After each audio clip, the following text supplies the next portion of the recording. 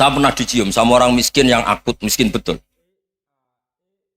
Itu tak ajarin, Anda ini lebih hebat ketimbang orang-orang kaya. Misalnya gini, misalnya ada komunitas rektor atau kiai besar. Saya ini kata orang banyak termasuk kiai besar. Mungkin kalau pinjam uang itu karena mau beli mobil, aksesoris mobil, karena kita kiai top atau rektor atau orang-orang top.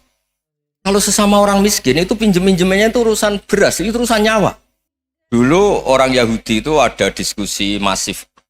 Syaratnya Nabi itu mbah-mbahnya harus Nabi, harus keturunan Nabi. Kemudian semua Nabi rata-rata di Palestina, di Syam.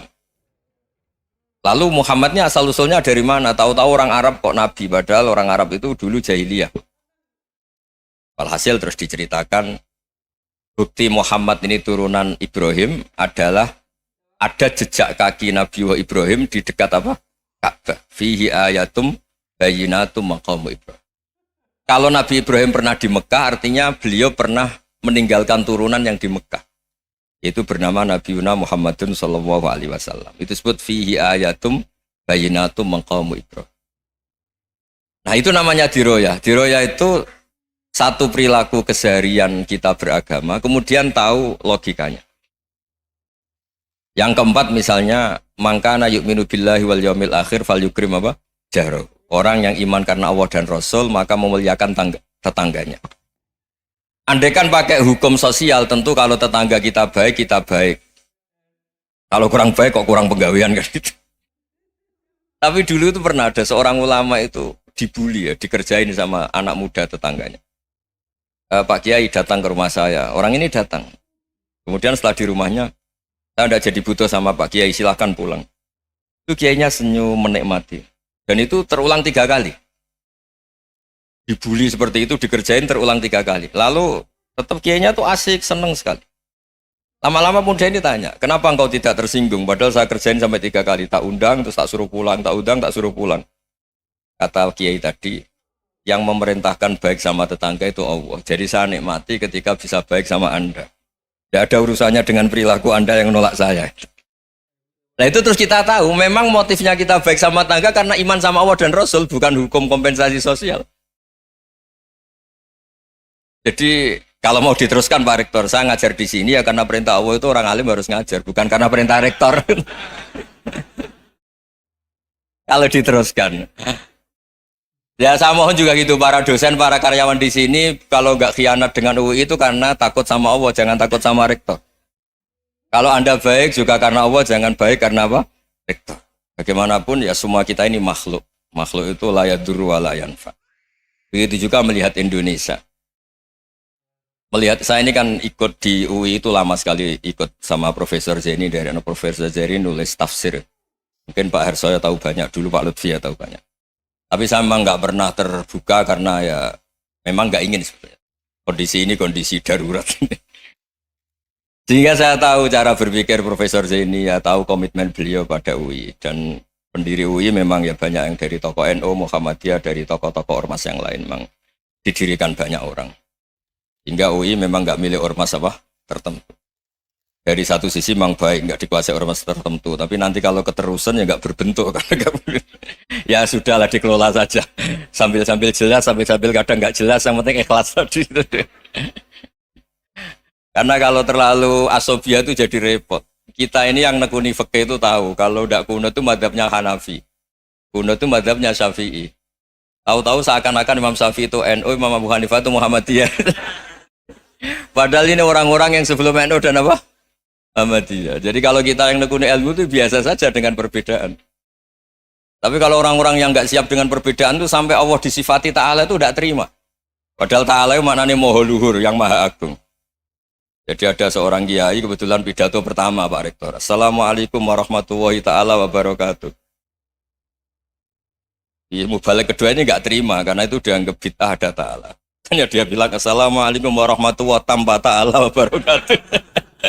Itu saking asobiahnya itu Allah ditambahi Ta'ala itu tidak terima. Padahal Ta'ala itu maknanya Maha Agung.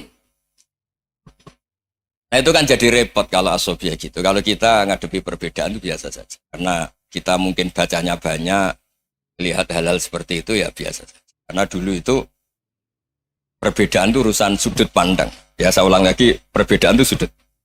Allah yang Tuhan saja sering didebat sama nabi-nabinya. Karena urusan sudut pandang apa? Saya beri contoh ya. Suatu saat Khalilur Rahman Ibrahim itu saatnya meninggal sama Allah, Israel disuruh. Israel itu Ibrahim saatnya meninggal, ambil nyawanya. Setelah datang ke Ibrahim, ya Khalilur Rahman Ibrahim, saya disuruh nyabut nyawa Anda. Itu Israel dipaksa mikir sama Ibrahim. Hal ra'aita khalilan yumitu khalilah. Kamu tahu orang yang mencintai kemudian bunuh yang dicintai. Itu logika agak benar. Akhirnya Israel kan gak biasa debat. Kan gak dilatih debat. Gak pernah ikut lomba UI debat ilmiah. Dia taunya nyambut nyawa aja. Kembali ke Allah. Ya Allah, kata Ibrahim, hal ra'aita khalilan yumitu khalilah. Masa kekasih bunuh yang dicintai ya. Tapi kata Allah santai. Bilang ke Ibrahim, hal ra'aita habiban yakrahu ayyalqa habibah. Masa katanya dia cinta saya, kemudian ketemu saya tidak berani. Israel mater lagi. Logikanya gini Ibrahim, masa yang dicintai sama yang ketemu yang dicintai nggak berani. Ya udah ketemu aja. Katanya yang meninggal itu. Artinya kamu bisa saja GR tidak mati-mati karena merasa dicintai. Atau ingin mati karena mencintai. Nah maksud saya, dalam hal-hal seperti ini orang UI pasti gak jelas. Katanya cinta Allah suruh mati ya gak mau. Gak jelas kan? Dibilang gak cinta juga gak mau. Tapi dibilang cinta kalau ukurannya mati juga gak mau. Nah, tapi dalam banyak hal gak jelas itu penting Pak Rektor. Penting sekali. Buatan Buyan, saya beri contoh sekian ilmiah, gak jelas itu penting. Rasulullah SAW itu dalam banyak hal itu disuruh Allah, memang disuruh supaya ngambil sikap seperti itu. Karena Allah itu punya otoritas penuh untuk bikin orang itu baik atau tidak baik. Wahsy itu yang membunuh Sayyid Hamzah, orang paling dicintai Nabi, di antara yang dicintai Nabi. Qatalahu Wahsyun, dibunuh oleh Wahsy. Nabi secara basarnya itu gak suka sama Wahsy. Sampai cara lahir ya ingin corong Jawa, ingin masuk nol. Tapi apa kata Allah? Laisa laka minal amri syai'un aw yatuba alaihim aw yu'adziba. Itu tidak wilayah kamu Muhammad. Malah Wahsy dikasih tobat sama Allah. Khalid bin Walid. Itu perang Uhud kalah itu karena ide brilian Khalid bin Walid. Pas itu masih panglima kafir. Yaitu pura-pura kalah, ghanimah dilepas, sahabat turun, pasukannya naik, walhasil orang Islam kalah. Khalid bin Walid akhirnya juga masuk Islam. Orang yang secara basariah Nabi itu gak siap. Kebalikannya juga ada. Sa'labah itu orang sampai gelar hamamatul masjid. Ini pas ngaji mesti ingat salam. Dia di masjid terus. Setiap habis salam tuh lari karena istrinya nyuwun sewu masih berpakaian yang tidak pantas. Kenapa engkau terburu-buru pulang? Pakaian yang dipakai istri saya sekarang saya pakai. Ya pakaian sarung itu kayak Pak Rektor kan fleksibel. Ini khusus mau Ramadan, tidak akan sarungan terus, gak usah khawatir. Jadi ini tadi sudah perjanjian, saya yang kiai celananan, beliau yang rektor pakai sarung. Jadi iya. Supaya itu barter madhab. Tapi hanya sekali ini aja, bukan. Jadi jangan diharapkan ini jadi tontonan terus-menerus. Dan ini barter madhab. Saya sama Profesor Kores juga sering gitu. Saya pakai sarung yang dihadiahi beliau pakai sarung yang dihadiahi saya. Memang itu tradisi Islam. Tahadau tahabu, kamu saling memberi hadiah maka kamu saling mencintai, bukan riswah, bukan riswah. Walhasil terus Sa'labah ini buat saya didoakan Nabi supaya saya kaya, supaya tidak sering ganti-ganti pakaian seperti ini sama istri saya. Jangan-jangan kamu miskin itu lebih baik, ngotot minta didoakan. Didoain Nabi kaya terus lama-lama ninggal sholat, ninggal jamaah. Itu Allah belum tersinggung. Yang mulai Allah tersinggung itu kan saya sering fatwa di mana-mana, sering memberi saran. Mumpung kamu miskin itu sering sedekah, karena kalau sudah kaya itu tidak bisa. Saya memberi analogi gini. Kalau saya masih santri miskin, punya uang 100.000, diminta guru saya 50 tak kasihkan, padahal itu 50%. Punya 2 kambing kurus, diminta guru saya 1 pasti tak kasihkan, padahal itu 50%. Jadi kalau punya sapi Brahman atau sapi limusin yang harganya itu 100 juta, punya 2, diminta 1 boleh enggak? Tidak boleh. Saya punya motor butut 2, diminta teman saya 1 boleh. Tapi kalau Davidson Harley itu nggak boleh. Nah, walhasil itu kalau kita miskin, misalnya kita zaman kuliah atau zaman mondok atau zaman apa saja, punya uang 100.000, nartik temannya sampai 50.000 kan biasa. Tapi setelah 1 miliar, berani nggak kamu kasihkan 500 juta? Sama-sama 50%. Enggak kan? Nah salabah gitu, ketika zakat masih per 40 kambing, 1 kambing, itu sebenarnya kan masih ringan. 41, 82. Kambingnya itu sudah mabenal jabalen. Barang dihitung zakat karena sudah ribuan, jumlahnya sampai 400 kambing. Banyak lah pokoknya. Terus kata salabah, ini pemerasan. Karena jumlahnya besar. Allah tersinggung karena nabinya dianggap narik zakat itu dianggap khoros, dianggap pemeras. Allah tersinggung kemudian fa'aqobahum nifakon fi qulubihim ila yaumil. Dia ditetir munafik. Semenjak itu terus tadi kembali gak jelas tadi. Barkohnya gak jelas itu menjadi orang tuh bijak. Ini sekarang nakal, jangan-jangan nanti jadi orang baik. Yang sekarang baik, jangan-jangan suatu saat jadi tidak baik. Semua orang introspeksi. Gak ada jaminan kalau kita sekarang baik akan baik terus. Gak ada jaminan kalau kita sekarang buruk akan buruk terus. Sehingga terus banyak kiai-kiai bijak itu memang lahirnya gak tegas. Tapi gak tegas itu yang menjadikan bijak. Karena sama-sama mungkin. Itu yang disebut laisa laka minal amri syai'un aw yatuba alaihim wa yu'adzibum. Itu tidak wilayah kamu. Ketika Allah mengomentari orang munafik juga wa yu'adzibal munafiqina insya'a aw yatub. Bisa saja ada yang disiksa, bisa saja ada yang dikasih tobat. Karena pola yang kita analisis itu semuanya menurut kita. Bukan menurut kemaslahatan orang apa? Banyak. Saya punya sekian contoh cerita. Orang yang sowan kiai baik-baik, mungkin bawa gula atau salam tempel, tidak tahu lah. Itu tidak mesti jadi wali. Tapi Kalijogo yang kenal Sunan Bonang itu kenalnya itu karena ingin begal. malah jadi wali deh. Tapi tidak usah dicoba. Umar itu nyari Nabi itu mau dibunuh. Tapi malah tobat jadi orang baik. Jadi ini penting ngaji ya, supaya tidak tegas itu, tidak jelas itu kadang baik. Nah termasuk saya juga termasuk dia yang milih tidak jelas. Saya sering gojlok gini, Fajar Haldili ini murid-murid saya sering saya gojlok. Kalau semua sistem pendidikan kayak kampus, kayak UII, kayak UIN semuanya, itu sistem yang bagus. Karena tertib jam kuliahnya jelas, mata kuliahnya jelas.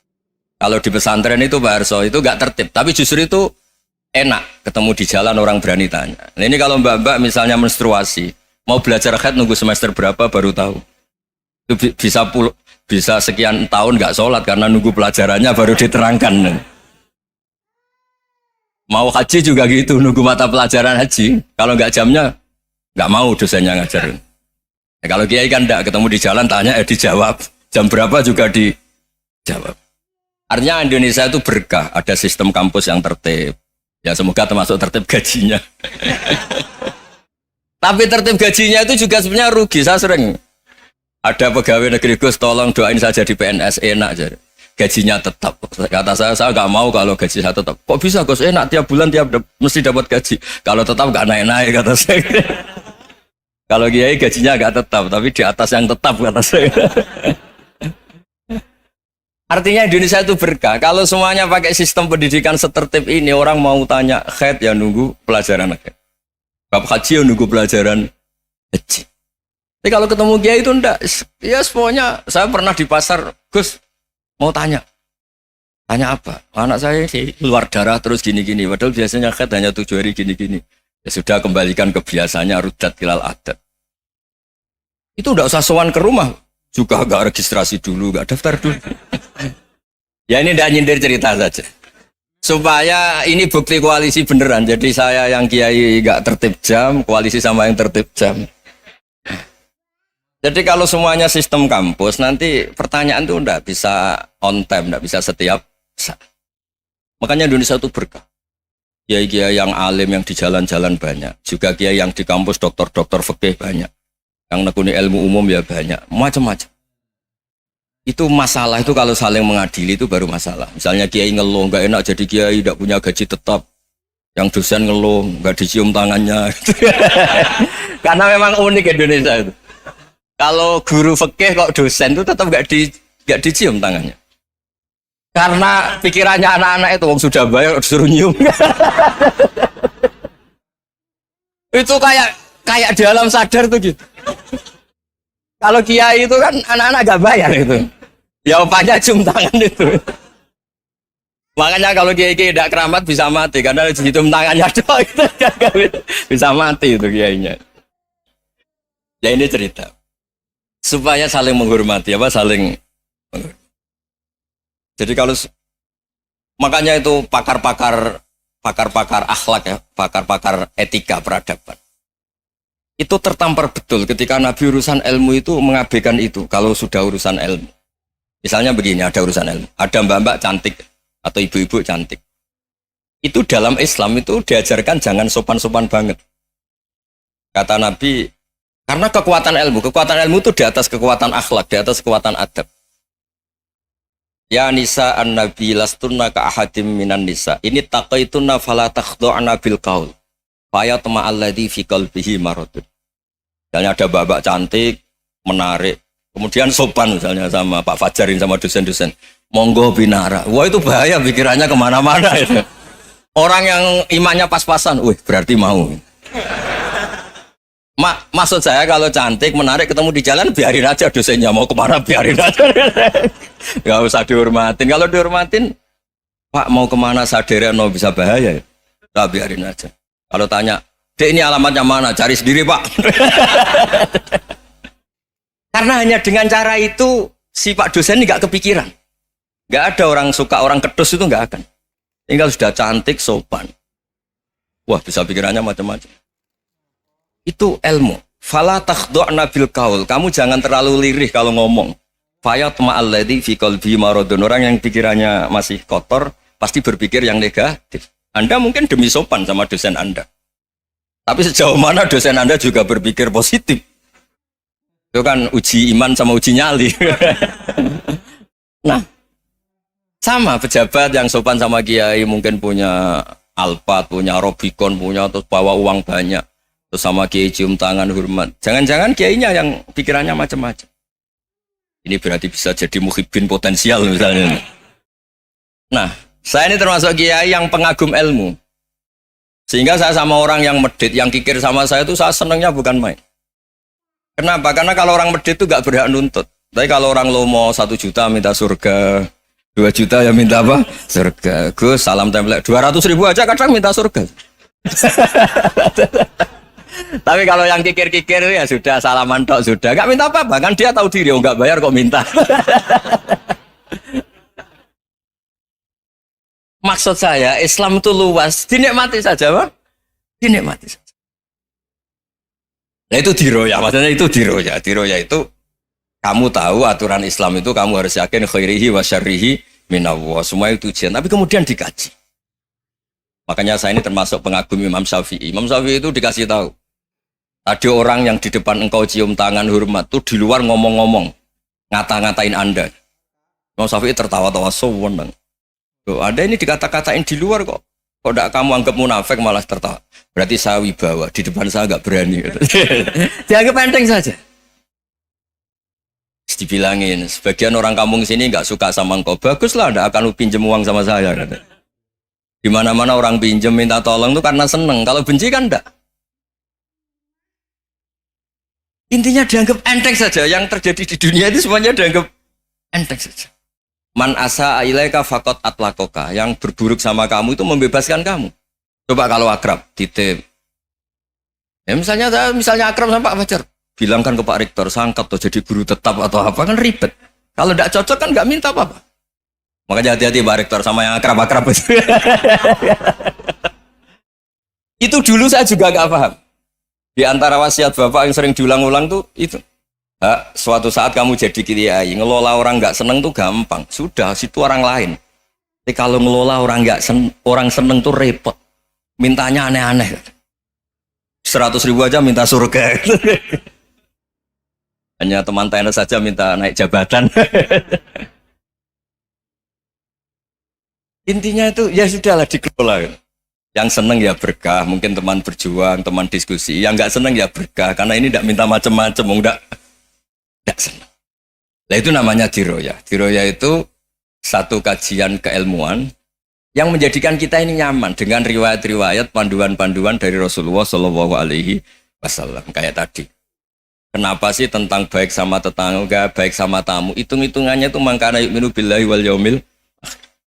Saya pernah dicium sama orang miskin yang akut, miskin betul.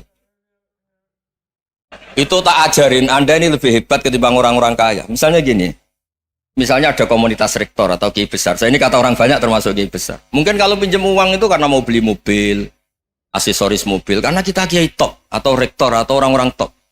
Kalau sesama orang miskin itu pinjem-pinjemannya itu urusan beras, itu urusan nyawa. Keren mana? Nyelamatkan nyawa sama aksesoris mobil. Nyawa. Jadi pahala kamu pasti lebih besar itu.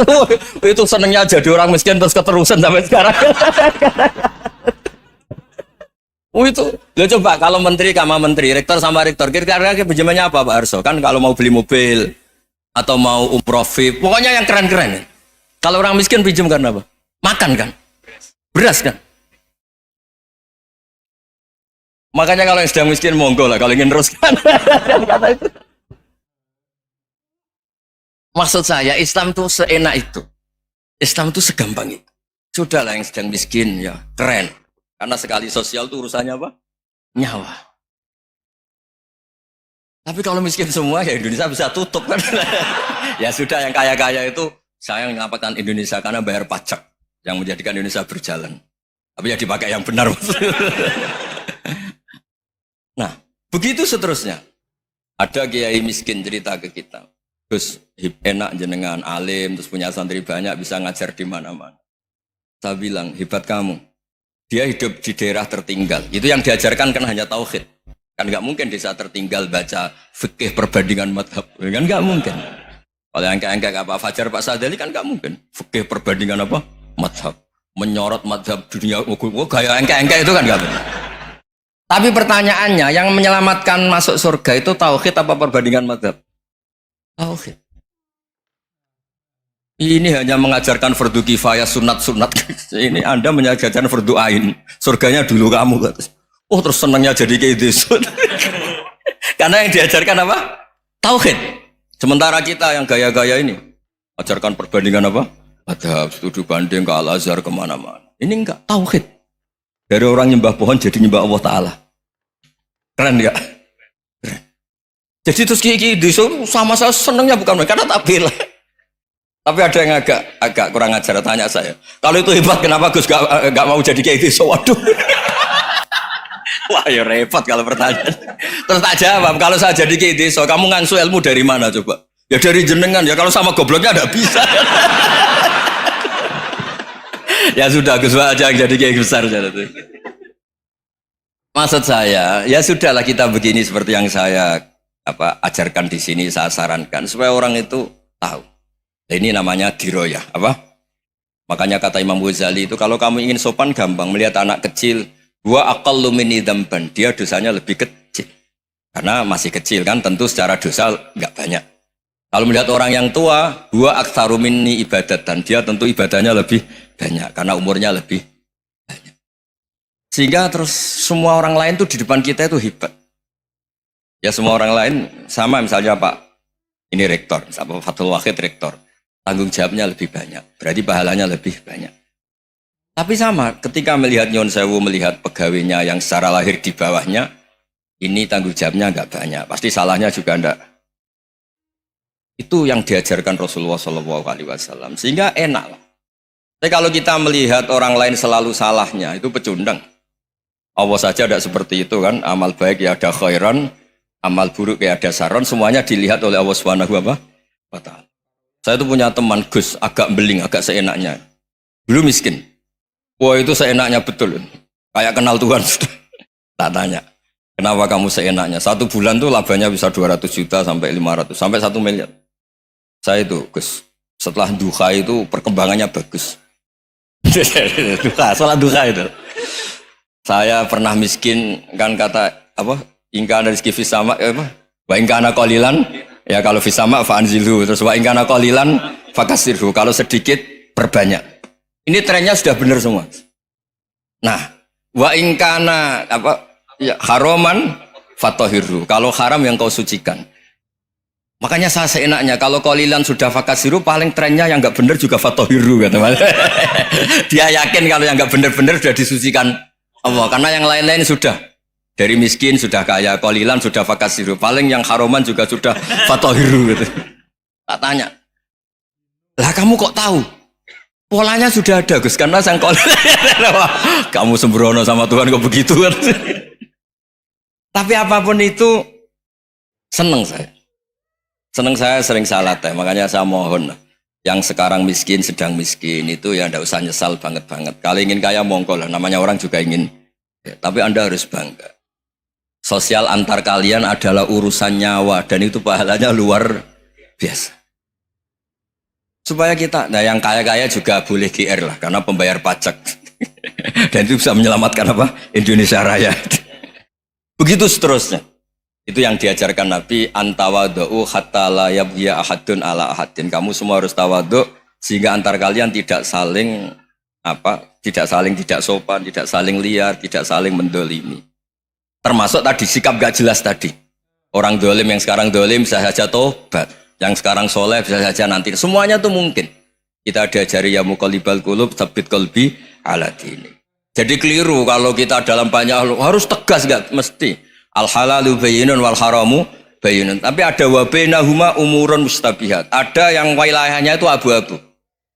Misalnya ada perempuan cantik misalnya, contoh paling gampang. Kalau kamu ajari secara serius kamu bisa aja tergoda jadi fitnah. Tapi kalau orang soleh nggak berani ngajarin kemudian digunakan orang fasik malah menjadi orang nakal, kita juga tanggung jawab. Kamu mau tegas gimana? Wilayahnya sama-sama mungkin. Wilayahnya sama-sama mungkin. Yang dekat pejabat mungkin terkontaminasi KKN. Tapi kalau pejabat gak dekati orang soleh, punya perilaku yang gak soleh, yang repot juga Indonesia kan. Nah hal-hal seperti itu kita tidak perlu ngambil sikap. Maksudnya gak usah ngambil sikap, ya kita buktikan kalau milih satu madhab, kita buktikan semuanya lebih baik, semuanya lebih bermanfaat, semuanya lebih berperadaban. Karena gak bisa dihindari wa bainahuma. Termasuk nyuwun sewu, saya mohon maaf sama mulai Pak Harso, Pak Lutfi sampai Pak Fathul Wahid. Saya ini termasuk kiai yang gak suka dekat sama orang-orang top, bukan karena hasud. Memang konstitusi kiai harus gitu, la tamuddanna ainaika. Kenal orang lebih tinggi itu kan resiko. Misalnya saya kiai desa, mungkin punya keri tua sudah seneng, punya kijang tua sudah seneng. Gara-gara kenal Pak Wahid naik Kempri, waduh kok saya kalah itu. Kenal orang itu kan resiko. Mungkin dosen-dosen sini kalau kenal saya di Rembang juga resiko. Di sini gak ada cium tangan, melihat saya dosen, wah gak enak jadi dosen. Jadi memang harus dibatasin. Sekiranya mungkin orang terus karena latamud dan ainaika ilham, kamu jangan sering melihat orang lain yang mungkin secara lahir dapat nikmat yang lebih tinggi timbang Anda. Kalau kamu nggak bisa ngelola hati Anda bisa hasut, Anda bisa dengki. Paling tidak Anda bisa ada syukur. Saya itu sering didolani pejabat, juga sering melihat pejabat di TV. Naik mobil aja ada yang naikkan. Bahkan kalau wudhu itu anduk aja ada yang bawa. Itu kalau yang nggak kuat, weh naik jadi pejabat. Ya makanya terus konstitusi kiai itu mengatur, sudahlah mata kamu itu kamu batasin. Jangan melihat sesuatu yang potensi menjadikan Anda tidak syukur. Jadi saya mohon, ini memang konstitusi saya sebagai kiai, jadi saya, tapi di hati saya tetap akrab. Saya doakan semua untuk UI, untuk semua orang Indonesia kita doakan. Kita ingin semuanya tambah baik, tambah baik. Assalamualaikum warahmatullahi wabarakatuh.